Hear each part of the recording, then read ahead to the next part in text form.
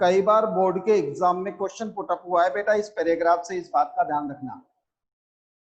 One winter morning I see Saheb standing by the fenced gate of the neighbourhood club. एक सर्दियों की सुबह मैंने साहेब को एक बड़े से नेबरहुड, हमारे बगल में जो या हमारे पड़ोस का जो एक क्लब था, उस क्लब के फेंस्ड गेट, जो तार वाला जो दरवाजा होता है, उस दरवाजे के बाहर की तरफ खड़ा हुआ देखा। अब देखिए वहां खड़ा हुआ वो बच्चा क्या कर रहा था। Watching two young man dressed in white playing tennis. वह दरवाजे से बाहर खड़ा होकर दो व्यक्तियों को टेनिस यूनिफॉर्म में टेनिस खेलते हुए देख रहा था। टेनिस यूनिफॉर्म में टेनिस खेलते हुए देख रहा था। देखिए लेखिका ने क्या देखा। लेखिका ने ये देखा कि एक दिन उसने उसके नेबरहुड में, उसके पड़ोस में जो एक क्लब है बहुत बड़ा, उस क्लब के अब जो बड़ा सा दरवाजा था, जो फेंस्ड गेट था, उस गेट के बाहर की तरफ उसको खड़ा हुआ देखा। और खड़ा देखने के ऊपर वो बाहर खड़ा खड़ा अंदर दो युवा टेनिस यूनिफॉर्म में टेनिस खेल रहे थे, उनको देख रहा था। I like the game he hums, content to watch is standing behind the fence. और उस फेंस के बाहर की तरफ खड़ा हुआ वह इस बात की हाँ करता है, इस बात को स्वीकार करता है कि उसको गेम पसंद है। I go inside when no one is around he admits. और वह इस बात को स्वीकार करता है, कहता है कि मैडम जी, जब कोई भी नहीं होता है ना, तो मैं इस क्लब के अंदर चला जाता हूँ। क्या कहता है? मैडम जी, जब कोई नहीं होता है तो मैं इस क्लब के अंदर चला जाता हूँ। The gatekeeper lets me use the swing. और जो गेट कीपर है, जो चौकीदार है, वो मेरे को झूला भी खाने देता है, यानी कि झूला भी झूलने देता है।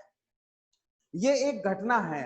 देखिए इसमें से एक क्वेश्चन ये बनेगा, how can you say that Saheb was a sports loving boy. आप कैसे कह सकते हैं कि साहेब एक स्पोर्ट्स लविंग बॉय था, वह स्पोर्ट्स पसंद करने वाला, स्पोर्ट्स को लव करने वाला लड़का था। तो आप ये कह सकते हैं कि we can say that Saheb was a sports loving boy because one day, because yeah, one winter morning the writer saw him standing behind a fenced gate and watching two young men playing tennis in tennis uniform. And he admits also that he liked the game, he liked the game very much. उसने इस बात की भी हाँ की, हामी भरी कि वह इस गेम को पसंद करता था। Saib too is wearing tennis shoes that looks strange over his discolored shirt and shorts. अब देखिए साहेब जो था वह भी टेनिस वेयरिंग टेनिस शूज, वह भी टेनिस वाले जूते पहने हुए था, यानी स्पोर्ट्स शूज पहने हुए था। Look strange over his discoloured shirt and short, जो उसके डिसकलर्ड यानी अलग अलग रंग की टी शर्ट, अलग अलग रंग की शर्ट और उसकी जो शॉर्ट थी, जो निक्कर था, उस पर अलग दिख रहे थे। Someone gave them to me, he says in the manner of an explanation. लेखिका कहती है कि जब मेरी निगाहें उसके जूतों पर पड़ी तो बिना पूछे ही वो कहता है, क्या कहता है? मैडम जी, ये जूते मेरे को किसी ने दिए हैं। यानी कि वो इस बात को एडमिट करता है कि वो जूते किसी ने उसको दिए थे। The fact they are discarded shoes of some rich boy. वास्तविकता क्या थी? सच्चाई क्या थी? सच्चाई ये थी that they are discarded shoes of some rich boy, कि ये किसी धनवान लड़के के उतारे हुए जूते थे। डिसगार्डेड का मतलब होता है उतारे हुए, डिसगार्डेड का मतलब होता है जब उसका यूज करने की आवश्यकता नहीं होती है, जब उसको लगता है कि वो पुराने हो गए या फिर वो उसका यूज नहीं कर सकता, तो उनको डिसगार्ड कर देता है। तो वह उसके उतारे हुए या उतरे हुए जूते थे। Who perhaps refused to wear them because of a hole in one of them, जिसने इन जूतों को पहनने से मना कर दिया था। क्यों मना कर दिया था? क्योंकि इन जूतों में से किसी एक जूते में छेद हो गया था। अब देखिए यहां से फिर एक क्वेश्चन उठता है जो हमारे बोर्ड के एग्जाम में पूछा जाता है, और क्वेश्चन क्या है? Why did the rich boy discard the shoes? उस धनवान बच्चे ने जूतों को डिस्कार्ड क्यों कर दिया? तो जवाब क्या होगा? The rich boy discarded the shoes because of a hole in one of them. उन जूतों में से किसी एक जूते में छेद होने के कारण जो धनवान बच्चा था या जो धनवान बालक था उसने जूतों को डिस्कार्ड कर दिया था। फिर लेखिका कहती है डज नॉट बॉदर हिम, लेकिन ये जूते, ये छेद जो था जूते में, ये छेद उसको परेशान नहीं करता है। यानी साहब को उस छेद से कोई परेशानी नहीं है। क्यों? For one who has walked barefoot, क्योंकि एक ऐसा बच्चा जो बैरफुट चला है, जो नंगे पांव चला है, even shoes with a hole is a dream come true, ऐसे बच्चे के लिए तो छेद वाला जूता भी सपना साकार होने के जैसे है। ऐसे बच्चे के लिए तो छेद वाला जूता भी क्या है? सपने साकार होने जैसा है। क्योंकि एक बच्चा जिसने अपनी जिंदगी में कभी जूते पहने ही नहीं, उसको पता ही नहीं है कि जूता पहनने के बाद में कैसी फीलिंग आती है। और वह बच्चा यदि उसको छेद वाला जूता भी मिल जाता है, थोड़ा सा फटा हुआ जूता भी मिल जाता है, और उस जूते को यदि वो पहन लेता है तो वो जूता भी उसके लिए तो सपना साकार होने जैसा है। इसलिए उस छेद का उस बच्चे के लिए कोई भी पीड़ा नहीं थी, उस बच्चे के लिए कोई दिक्कत नहीं थी। But the game he is watching so intently is out of his reach, लेकिन जो गेम वह इतनी इंटेंटली देख रहा था, इतनी लगन के साथ देख रहा था, इतनी डेवोशनली देख रहा था, वो गेम उसकी पहुंच से काफी दूर था। वो गेम उसकी पहुंच से काफी दूर था। This morning Saheb is on his way to the milk booth. आज सुबह साहब अपनी दूध की डेयरी के रास्ते पर था। आज सुबह साहब कहा था? अपनी दूध की डेयरी के रास्ते पर था। In his hand is a steel canister, उसके हाथ में एक स्टील का कैंस्टर था। I now work in a tea stall down the road, और उसने कहा madam ji, he says pointing in a distance, दूर अंगुली का इशारा करते हुए, दूर पॉइंट करते हुए बताता है कि मैडम जी, आजकल मैं उस चाय की दुकान पे काम करता हूँ। क्या बताता है?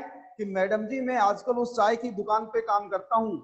I am paid 800 rupees and all my meals, मेरे को 800 रुपए और पूरा भोजन पे किया जाता है। यानी मैडम जी, मुझे तीनों टाइम का खाना और 800 रुपए मिलते हैं। Does he likes the job I ask, जब मैंने उससे पूछा कि क्या वह उस नौकरी को पसंद करता है, जब मैंने उससे पूछा कि क्या वह इस चाय की दुकान पर नौकरी करना पसंद करता है, और जब मैंने उससे पूछा तो क्या हुआ? His face I see had lost the carefree looks। जैसे ही मैंने उससे पूछा तो उसके चेहरे के ऊपर जो एक निश्चिंतना के भाव थे, उसके चेहरे के ऊपर जो बिना चिंता के जो भाव थे, यानी कि केयरफ्री जिसे अपन कहते हैं, वो भाव उसके चेहरे से गायब हो गए।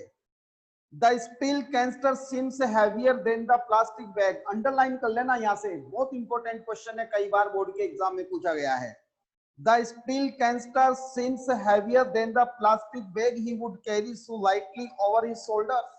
यानी कि वह स्टील का कैंस्टर उसको भारी लग रहा था, वो स्टील का कैन उसको भारी लग रहा था, बजाय उस प्लास्टिक के बोरे के, जिस प्लास्टिक के बोरे को वो अपने कंधों के ऊपर लेकर चलता था।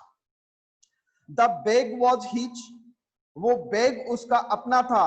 The canister belongs to the man who owns the tea shop, और वह जो कैंस्टर था, वह जो कैन था, वह कैन उस व्यक्ति का था जो चाय की दुकान का मालिक था। Saheb is no longer his own master, Saheb अब अपना खुद का मालिक खुद नहीं रहा था। इस पैराग्राफ में से 3 क्वेश्चन।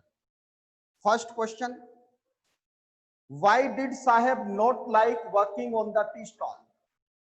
साहब चाय की दुकान पे काम करना पसंद क्यों नहीं करता था?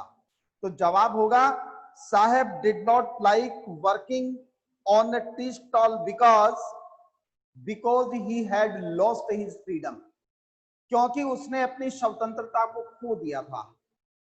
He was feeling the steel canister heavier than his plastic bag that he used to carry on his shoulders, यानी कि वह उस प्लास्टिक के कैन को ज्यादा भारी महसूस करता था बजाय उस प्लास्टिक के बोरे को जिसको वो अपने कंधे पर लेकर चलता था। दूसरा क्वेश्चन देखिए, दूसरा क्वेश्चन आप कह सकते हैं कि why did Saheb, why did the या why was the steel canister heavier than the plastic bag for the Saheb. Saheb के लिए स्टील का कैंस्टर प्लास्टिक के बैग से भारी क्यों था? तो जवाब होगा because the steel canister was not his own, the steel canister was of the person who owned the shop, while the plastic bag was his own, therefore he was filling, therefore the steel canister was heavier than the plastic bag for the person, than the plastic bag for साहेब। ये साहेब का जो matter है वो यहां तक खत्म हो गया, यानी इस आधा चैप्टर कंप्लीट हो गया। इस चैप्टर में साहेब का जो रोल था वो खत्म हो गया। आगे जो रोल चलेगा अब वो चलेगा मुकेश का। तो इससे संबंधित क्वेश्चन में आगे वाले चैप्टर के साथ ही जितना अपन अभी 2 पैराग्राफ पढ़ते हैं उसके साथ ही अपन यूज कर लेंगे। अब देखिए दूसरी कहानी शुरू होती है। I want to drive a car, मैं एक कार चलाना चाहता हूं। Mukesh insist on being his own master, Mukesh अपना खुद का मालिक खुद बनने की जिद करता है। मतलब मुकेश चाहता है कि उसके ऊपर किसी का नियंत्रण न रहे, मुकेश अपना खुद का मालिक खुद बनना चाहता है। I will be a motor mechanic, मैं मोटर मैकेनिक बनूंगा, ही अनाउंसेस, वो घोषणा कर देता है। 2 क्वेश्चन देखिए यहां से। एक क्वेश्चन तो मैं ये कहता हूं कि what is the similarity of thoughts, what is the similarity of thoughts between Mukesh and Saheb, Saheb और मुकेश में विचारों की समानता क्या थी? तो जवाब क्या होगा? They both wanted to be their own master, दोनों के दोनों ही अपने खुद के मालिक खुद होना चाहते थे। They both loved the freedom, वो दोनों के दोनों स्वतंत्रता से प्यार करते थे। They didn't like to work under anybody else, वे दोनों ही किसी के अधीन होकर काम करना पसंद नहीं करते थे। ये दोनों के विचारों की समानता थी, दोनों के विचारों की समानता थी, इस बात का आप ध्यान रखेंगे। दूसरा क्वेश्चन बनता है what was the Mukesh's dream, Mukesh का ड्रीम क्या था? Mukesh wanted to be a motor mechanic in his future, Mukesh अपने भविष्य में मोटर मैकेनिक बनना चाहता था। क्या बनना चाहता था? मोटर मैकेनिक बनना चाहता था। It was the dream near to his heart, ये उसका सपना था जो उसके दिल के काफी करीब था। ये उसका ऐसा सपना था जो उसके दिल के काफी करीब था। Do you know anything about cars? I asked, लेखिका कहती है कि जब मैंने उसे पूछा तुम कार्स के बारे में कुछ जानते भी हो कि नहीं जानते हो, ऐसे कह रहा है मेरे को मोटर मैकेनिक बनना है, मोटर मैकेनिक बनना है। ये पता है चलती किधर से है? I will learn to drive a car, he answers looking straight into my eyes. तो लेखिका कहती है कि जब मैंने उनसे पूछा कि तुम कार के बारे में कुछ जानते भी हो कि नहीं जानते हो, तो वो कहता है I will learn to drive a car, मैं कार चलाना सीख लूंगा। और ये बात कहते हुए उसकी जो नजरें हैं सीधी लेखिका की नजरों से मिल रही थी, यानी लेखिका की आंखों में देखते हुए उसने स्पष्ट रूप से कहा कि मैडम जी, नई कार के बारे में कुछ नहीं जानता हूं तो क्या हुआ, मैं सीख लूंगा। His dream looms like a mirage amidst the dust of streets that fills his town Firozabad, famous for its bangles. ध्यान देखना आप, his dream, उसका जो सपना था, looms like a mirage, looms like a mirage amidst the dust of streets, fill his town Firozabad, famous for its bangles. यानी उसका जो सपना था वो सपना भी किसी मिराज के जैसे, किसी वो एक जो होती है ना, मतलब जिसमें अपन को जो दूर जहां पानी दिखाई देता है लेकिन वो वास्तव में पानी होता नहीं है, इस प्रकार की जो एक आंखों का भ्रम, तो उसका सपना भी एक प्रकार से एक मिराज के जैसे, एक मृग तृष्णा तो अपन नहीं कह सकते, लेकिन अपन ये कह सकते हैं कि एक प्रकार से एक आंखों के भ्रम के रूप में उस कस्बे के अंदर घूम रहा था। वह कस्बा जिसका नाम फिरोजाबाद है और जो चूड़ियों के लिए प्रसिद्ध है। जो किसके लिए प्रसिद्ध है? चूड़ियों के लिए प्रसिद्ध है। Every other family in Firozabad is engaged in making bangles. Firozabad में हर दूसरा परिवार चूड़ी बनाने के काम में एंगेज है। फिरोजाबाद में हर दूसरा परिवार चूड़ी बनाने का काम करता है। It is the centre of India's glass blowing industry. ये भारत की कांच की जो इंडस्ट्री है, जो कांच का उद्योग है, उस उद्योग का सेंटर है। Where families have spent generations working around furnaces, जहां परिवारों ने भट्टियों के पास में बैठकर काम करते हुए अपनी पीढ़ियां बिताती। वेल्डिंग ग्लास, कांच को जोड़ने में, making bangles for the women in the land it seems, ऐसा लगता है जैसे कि मानो इस देश की औरतों के लिए, इस देश की संपूर्ण औरतों के लिए चूड़ी बनाने का काम ये करते हैं। देखिए स्टूडेंट्स, यहां से फिर एक क्वेश्चन हमारे सामने आता है। पहला आता है कि what is Firozabad famous for? Firozabad किसके लिए प्रसिद्ध है? तो जवाब क्या होगा? Firozabad is famous for making bangles. It is making bangles. It is the centre of India's glass blowing industry. ये भारत के ग्लास ब्लोविंग इंडस्ट्री का एक सेंटर है। Where families have spent generations working around the furnaces welding glass making bangles for all the women in the land it seems. इसको underline कर लेना। फिरोजाबाद किसके लिए प्रसिद्ध है, ये बात आप अच्छी तरीके से याद कर लेना। पहले बोर्ड के एग्जाम में क्वेश्चन आ चुका है। Mukesh's family is among them.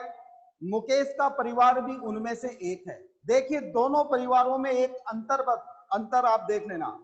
मैं बता रहा हूं कि साहेब का जो परिवार था वो रैग पिकिंग वाला परिवार था, रैग पिकर्स का परिवार था। मुकेश का जो परिवार है वो मेकिंग बैंगल्स वाला परिवार है, चूड़ी बनाने वाला परिवार है।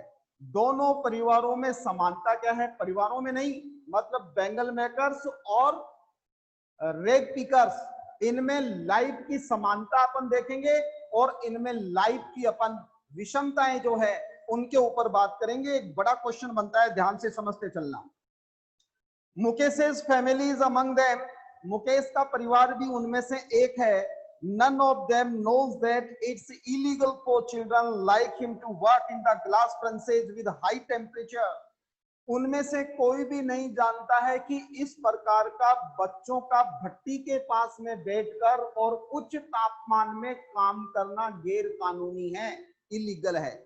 सबसे पहला देखिए आप, मतलब वो जितने भी परिवार जो चूड़ी बनाने का काम करते हैं, उन चूड़ी बनाने वाले परिवारों में किसी को भी इस बात का पता नहीं है, कोई भी नहीं जानता है कि इस प्रकार बच्चों का भट्टियों के पास में बैठकर चूड़ी बनाने का काम करना इलीगल है, गैर कानूनी है। इन डिंजी सेल्स का मतलब होता है अंधेरी कोठरियां, विदाउट एयर एंड लाइट, जिनमें न कोई प्रकाश होता है न किसी प्रकार की हवा होती है। देखिए वे लोग इस बात को नहीं जानते हैं, अंडरलाइन कर लेना आप।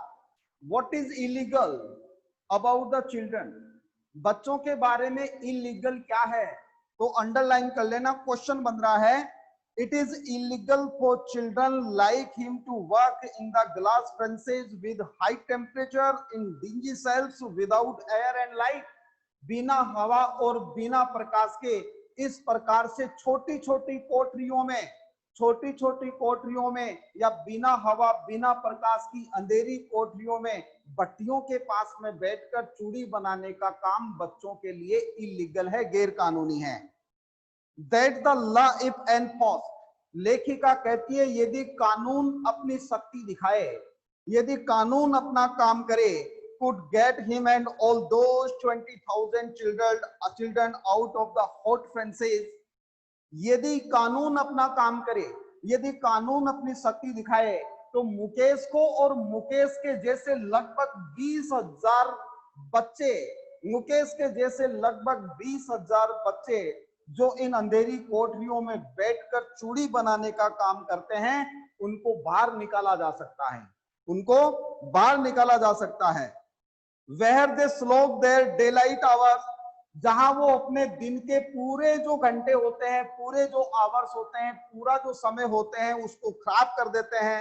Often losing the brightness of their eyes, और अक्सर उनकी आंखों की रोशनी भी चली जाती है, अक्सर उनकी आंखों की रोशनी भी खत्म हो जाती है। क्यों खत्म हो जाती है, इसका भी रीजन आगे बताएगा। Mukesh's eyes beam as he volunteers to take me home, which he proudly says is being rebuilt. Mukesh की आंखों में चमक आ जाती है जब वह खुद चलाकर मेरे को अपने घर चलने के लिए कहता है।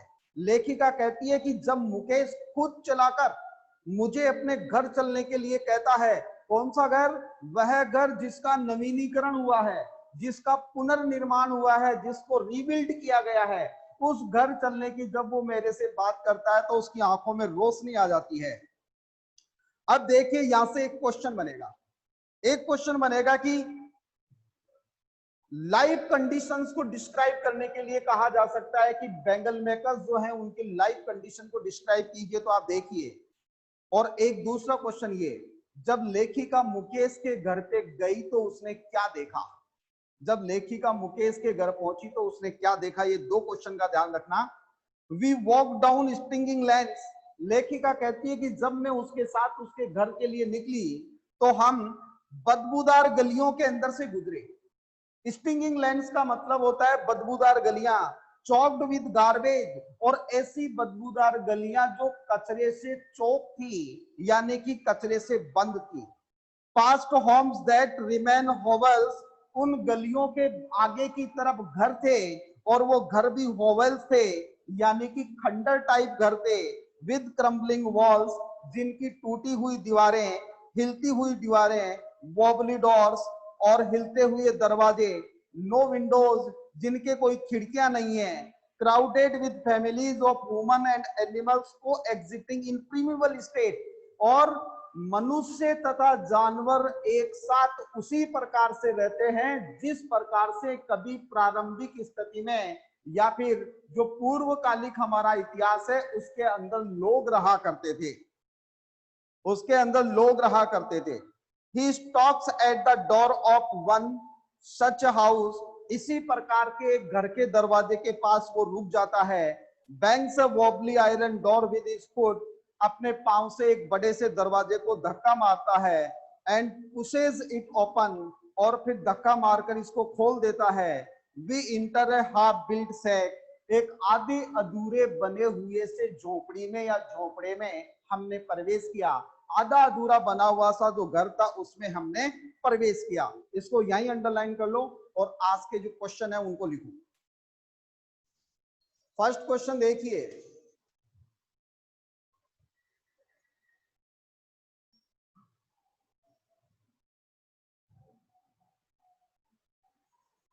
हाउ कैन यू से,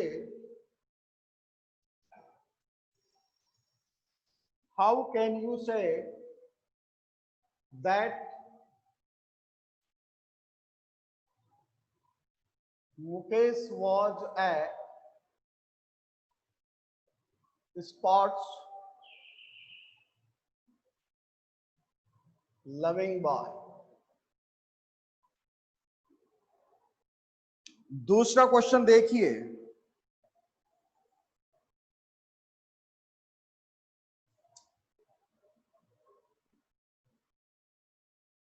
why did the rich boy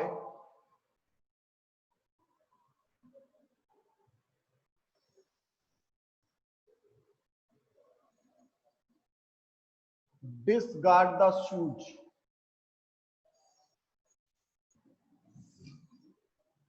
third question देखिए,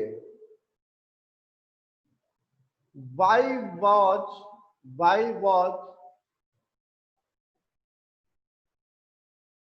the shoes with hole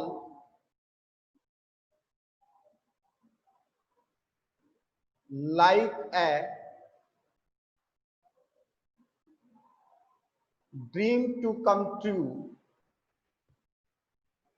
a dream to come true for Sahib? साहब के लिए छेद वाला जूता सपना पूरा होने जैसा क्यों था? इसके बाद में देखिए question number 4, why did Saheb not like working on the tea stall? साहब टी स्टॉल पे काम करना पसंद क्यों नहीं करता था? और देखिए question number 5, what was paid to Saheb, what was paid to Saheb on the tea stall? Tea stall पर साहब को क्या पे किया जाता था? इसके बाद में देखिए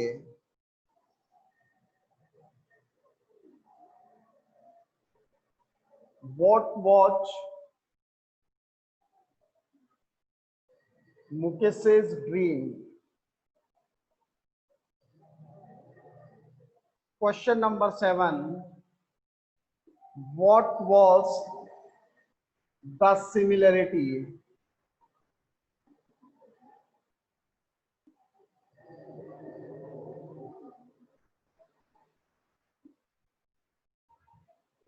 of thoughts between Saheb and Mukesh? इसके बाद में देखिए क्वेश्चन नंबर 8, क्वेश्चन नंबर 8 है what is Firozabad famous for? Firozabad किस चीज के लिए प्रसिद्ध है? What was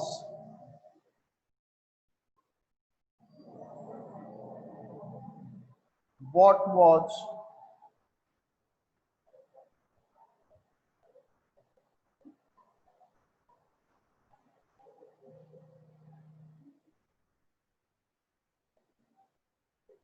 what was illegal for children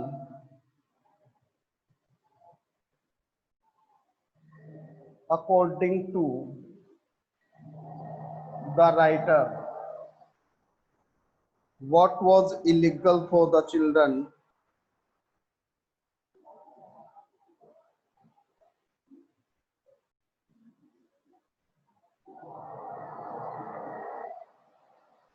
describe the life condition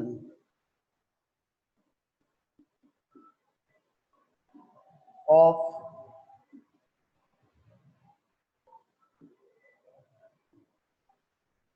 Bengal makers in Firozabad? बेटा सबसे पहले आप इसका स्क्रीनशॉट लो जल्दी से। Take a screenshot please, take a screenshot please and tell me have you done or not?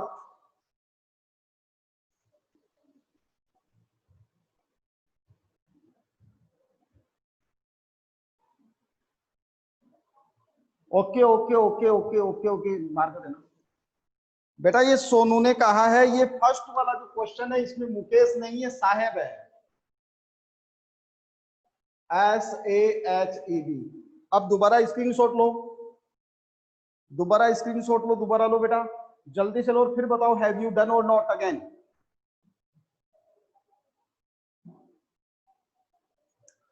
Thank you Sonu for correction. Now you can ask me your doubts if you have. You can ask me doubts if you have any.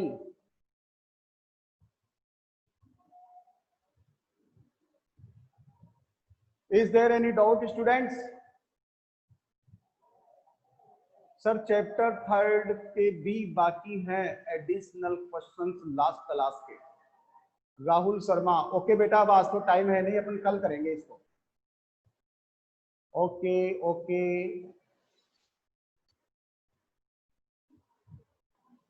कैंस्टर का मतलब नहीं जानता क्या यार? दूध वाला can होता है राहुल, कैंस्टर का मतलब कैन।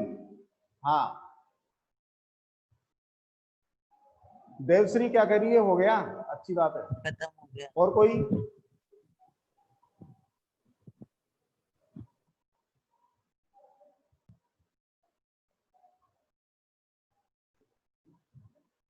सोनू और कोई प्रॉब्लम हो बताओ।